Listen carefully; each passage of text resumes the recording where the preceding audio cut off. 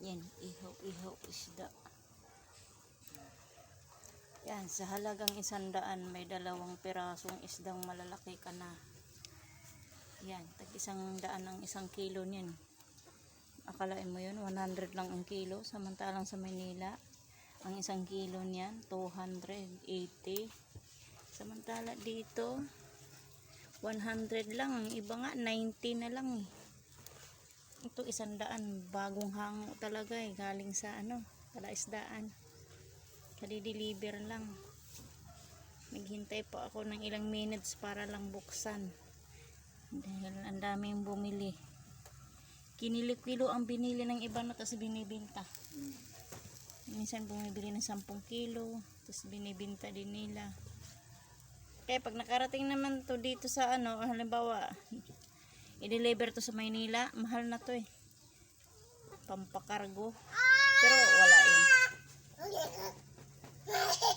Hindi naman to pang expert. No?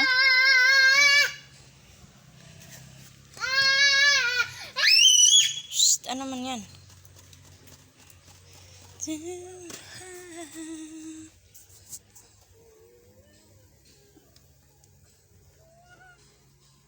Ayan, mahilig sa inihaw. Inihaw na talaba, magkano lang dito? Tag 30?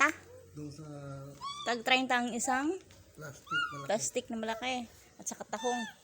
35, 30 lang, 20. Oo nga, sabi ni tita yun. Hi, Kasumi. Hello, Kasumi. Hello. Hello. Say hi na.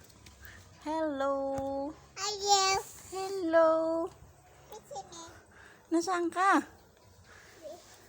Sus, gibaliktad mo na naman ako eh. Ayun oh, si Kasumi oh.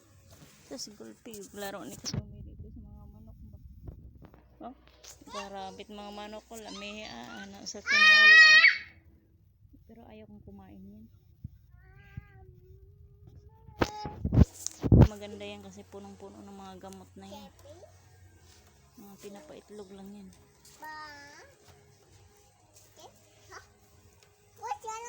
Saan yung dito wala na isa?